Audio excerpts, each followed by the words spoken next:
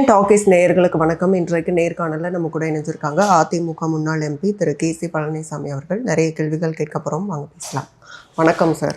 அதாவது கூட்டணி அப்படிங்கிறது என்டிஏவை பொறுத்த வரைக்கும் ரொம்ப லேட்டாக ஒன்றும் நடக்குது. அதாவது எவ்வளோ தொகுதி ஒதுக்க போகிறோம் அப்படிங்கிறது டிஎம்கேலாம் ரொம்ப ஃபாஸ்ட்டாக எடுத்துட்டாங்க. பட் இது லேட்டாக போனாலும் பிஜேபிக்கு ஒரு 27 சீட்ஸ் அப்படிங்கிறது அது பெரிய அளவில் எங்களுக்கு தெரியுது. ஸோ அதிமுக முன்னாள் எம்பியாக நீங்கள் இதை எப்படி பார்க்குறீங்க? அந்த சீட் ஷேரிங்கிறது எப்படி இருக்கு? முதல்ல என்டிஏ கூட்டணியில் சீட் ஷேரிங் லேட் ஆகலை.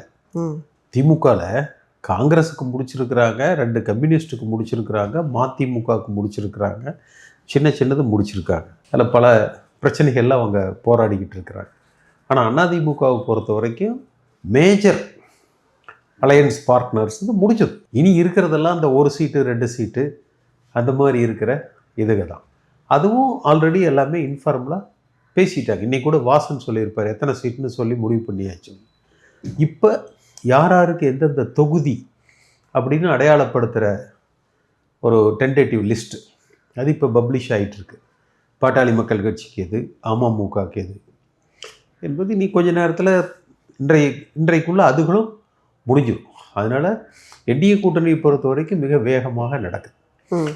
அடுத்து பாரதிய ஜனதா கட்சியை பொறுத்த வரைக்கும் எல்லோரும் மிக அதிகமான தொகுதிகள் கொடுப்பாங்க, அவங்க 80 தொகுதி கேட்குறாங்க, 70 கேட்குறாங்க, 60க்கு கீழே முடியாதும்பாங்க, 50 40 இப்படியெல்லாம் வந்தது. அடுத்து 31 அப்படியெல்லாம் வந்தது. ஆனால் லாவகமாக 27 சீட்டுக்குள்ளே அது முடிக்கப்பட்டிருக்குது.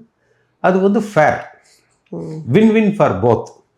பாஜகவுக்கும் குறைச்சல் அல்ல, அதிமுகவுக்கும் அதிகம் அல்ல, எல்லோருக்கும் மகிழ்ச்சியை தருகிற வகையில் முடிச்சிருக்காங்க.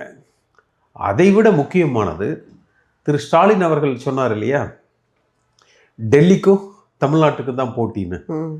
அதை இல்லை, திமுகவுக்கும் அதிமுகவுக்கும் தான் போட்டி என்கிற வகையில் இந்த களம் அமைக்கப்பட்டிருக்கு. அடுத்து ஜெயலலிதா அம்மா இறந்ததற்கு பிறகு முதல் முறையாக அதிமுக தலைமை கழகத்தில் எல்லா கூட்டணி கட்சிக்காரர்களும் வரவழைக்கப்பட்டு அங்கே வச்சு இந்த ஒப்பந்தங்கள் கையெழுத்திடப்பட்டிருக்கு. அப்போ இது எல்லாமே மிக சிறப்பான முறையில் செவ்வனே செய்யப்பட்டிருக்கு என்று தான் பார்க்கணும். இப்போ டிடிவி தினகரன் அவர்களுக்கு அந்த 11 சீட்ஸ் அப்படிங்கிறது அப்போ அந்த கெப்பாசிட்டியோடு அவங்க இருக்கிறாங்களாங்கிற ஒரு கேள்வி வரும்ல. இப்போ பாமகவுக்கு 18 பிளேஸ் அப்படின்னா அப்போ அந்த அளவுக்கு அவங்க அத்தனை இடங்கள்ல அவங்க செல்வாக்கு நிறைந்தவர்களாக இருக்கிறாங்களா? அப்படி இல்லை. அந்த முக்குளத்தோர் சமுதாயத்தை சார்ந்தவர்களுக்கு ஒரு பெரிய முக்கியத்துவம் கொடுக்கிற வகையில் அவருக்கு அந்த சீட்டுகள் எண்ணிக்கை கொடுக்கப்பட்டிருக்கு. இப்போ ஓபிஎஸ் திமுகவுக்கு போயிருக்காரு, சசிகலா தனிச்சு போட்டியிடுறாங்க, முக்குளத்தோர் சமுதாயம் புறக்கணிக்கப்படுகிறதுன்னு ஒரு குறை பரவலாக பேசப்படுகிறது. இதற்கெல்லாம் பதில் சொல்லுகிற வகையில் தினகரனுக்கு அவர் விரும்பியபடி இரட்டை இலக்கத்தில் சீட்டு கொடுக்கப்பட்டிருக்கு. இப்போ சசிகலா அவர்களும் ராமதாஸ் அவர்களும் கூட்டணி அமைச்சிருக்காங்க. நீங்கள் சொல்கிற மாதிரி முக்குளத்தோர் வாக்குகளுக்கு முக்கியத்துவம் கொடுக்கறது அப்படிங்கும்போது அவங்களும் முக்குளத்தோர் சமுதாயத்தை சேர்ந்தவர் சசிகலா அவர்கள். அப்போ அவங்க அவங்களும் ராமதாஸ் அவர்களும் இணைஞ்சு கூட்டணி போட்டு 234லையும் கம்பீட் பண்ணுறாங்கன்னா அப்போ அவங்களோட வாக்குகள் இங்கே போகும்ல. சசிகலா காலம் கடந்த ஒரு முயற்சி. வயதான காலத்தில் ஒரு முதியோர், இப்போ ராம்தாஸ் பார்த்தீங்கன்னா அவருக்கு 86-87 வயசு, சசிகலா அவர்களுக்கும் 73-74 வயசு. ஓய்வு எடுக்க வேண்டிய காலகட்டத்தில் ஒரு முயற்சி எடுக்கிறாங்க. ஒருவேளை அது பொழுதுபோக்காக கூட அவர்கள் எடுக்கலாம். சசிகலா அவர்கள்ட்ட பணம் இருக்குது, கொஞ்சம் பேருக்கு பயன்படுத்துமே தேர்தலில். ஆனால் அவங்களும் அதிமுகவினுடைய முகமாக தானே இருந்தவங்க. அப்போ அவங்களும் நிற்கும் போது ஜெயலலிதா அம்மாவுடைய ஒரு ஊழியராக அறியப்பட்டவர், தோழி என்று இவராக அழைத்து கொண்டவர், அவ்வளோதான். மற்றபடி அவருக்கு அதிமுகவில் ஒன்றும் பெரிய பொறுப்புகளோ இதெல்லாம் இல்லை. பாமகவுக்கு 18 சீட்ஸ், அது ஃபேரா? அது ஃபேர் தான். அது சென்ற முறை அவர்களுக்கு 23 சீட்டு.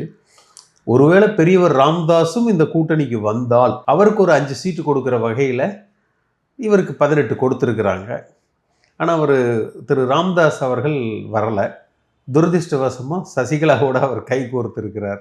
கருத்து கணிப்புகளை பொறுத்த வரைக்கும் அதிமுக 3வது இடத்துக்கு போயிருச்சு அப்படிங்கிற ஒரு பேச்சு நிலவுது. அதுவும் சென்னையில் குறிப்பாக சொல்லணும்னா நிறைய ஒரு 6-7 இடங்கள்லாம் வந்து கிட்டத்தட்ட அதிமுக இல்லை, ரொம்ப கம்மி நம்பர்ஸ் தான் இருக்குது அவங்களுக்கு அப்படின்லாம் சொல்லப்படுது. நீங்கள் தனிப்பட்ட முறையில் நீங்கள் விஜயோடைய ஆதரவாளராக இருக்கலாம். கருத்து கணிப்பில் விஜய்க்கு 10% கீழே தான் வந்திருக்கு. போட்டி களம் என்பது திமுகவுக்கும் அதிமுகவுக்கும் ஆன போட்டியாகத்தான் இருக்கும். களம், தேர்தல் களம் என்பது. அந்த களத்தில் விஜய் இப்பொழுது 10% கீழே இருக்கார். இன்னும் நாள் நெருங்க 5% கீழே வந்துடுவார். இது சினிமா படம் அல்ல, ஒரு ஹீரோவை நம்பி முழு படத்தை எடுக்கிறதுக்கு. இது வந்து அந்த இன்ஃப்ராஸ்ட்ரக்சர் வேணும், தொண்டர்கள் பலம் வேணும், 2ஆம் கட்ட தலைவர்கள் வேணும், சித்தாந்தங்கள் வேணும். அது மாதிரி பல விஷயங்கள் இதில் இருக்குது. ஓகே, விஜய் தன்னை முழுமையாக அரசியலுக்கு தயார்படுத்திக்கல. அவர் ஏதோ சினிமா படம் ரிலீஸ் மாதிரி இதை லைட்டாக எடுத்துக்கிட்டார். அப்படி இல்லையே, மக்கள் செல்வாக்கு அவருக்கு தான் இருக்குன்னு சொல்லப்படுது. ஏடிஎம்கேவை 3வது இடத்திற்கு தள்ளி ஏடிஎம்கேவோட இடத்தையே பிடிச்சிட்டாருன்னு பேசப்படுது. சரி, பார்ப்போமே, இன்னொரு 1 மாதம் தானே. ஓகே, யார் தள்ளுறாங்க என்பதை பார்ப்போமே. என்டிஏவோட ஸ்டாலின் அவர்கள் கூட சொன்னாங்க எங்களுக்கும் டெல்லிக்கும் தான் போட்டி அப்படிங்கும்போது, அப்போ வந்து பிஜேபியை வந்து அவர் வலுவாக எதிர்க்கக்கூடியவராக அவர் வந்து தன்னை வந்து களத்தில் காமிக்கிறாரு. தமிழக களமும் அப்படி தானே இயங்கிட்டு இருக்கு. அதிமுக 170 சீட்டில் போட்டியிடுது, பாஜக 27 சீட்டில் போட்டியிடுது. அப்புறம் எப்படி திரு ஸ்டாலின் வந்து டெல்லிக்கு எங்களுக்கு தான் போட்டின்னு அவர் சொல்ல முடியும்? அப்படி சொல்ல முடியாது. ஒருவேளை திரு ஸ்டாலின் நினச்சிருப்பார் பாஜக 60-70 சீட்டில் நிற்கும், கூட்டணி அமைச்சரவைன்னு இருக்கும், அதனால பாஜகவுக்கு எதிராக நாம் களத்தை கட்டமைக்க வேண்டும்னு முதல்ல அவர் முடிவு செய்திருக்கலாம். இப்போ நேற்றைய கூட்டணி பகிர்வு என்பது வந்து அவரது எண்ணம் தவறு என்று நிரூபித்து விட்டது. நீங்க சொல்ற மாதிரி அந்த டிஎம்கே வெர்சஸ் ஏடிஎம்கே அப்படிங்கிறது களத்துல இருக்குன்னா, அது வந்து இன்கேஸ் நீங்க வந்து பிஜேபியோட கூட்டணி வைக்காம இருந்திருந்தா ஏடிஎம்கே மேபி வந்து 2nd பிளேஸ்ல இருந்திருக்கலாம். பட் அதாவது பிஜேபியை பொறுத்த வரைக்கும் தமிழ்நாடு களத்தில் அது ஒரு மதவாத கட்சின்னு சொல்லப்படுது, அவங்களுக்கு ஆதரவு இல்லைன்னு சொல்லப்படுது. அவங்களுக்கு 27 சீட்டே கொடுத்தாலும் அவங்களால நீங்கள் தோக்க போறீங்கன்னு பேசுகிறாங்க. தேசிய கட்சிகளில் 2, காங்கிரஸுக்கும் சரி பிஜேபிக்கும் சரி, தமிழ்நாட்டு மக்கள் இடத்துல பல பிரச்சனைகள் இருக்குது. இப்போ இலங்கை பிரச்சனையில் 1,00,000 தமிழர்களை சுட்டு கொன்றது இலங்கை அரசாங்கத்துக்கு உதவிகரமாக இருந்தது காங்கிரஸ் அரசாங்கம்.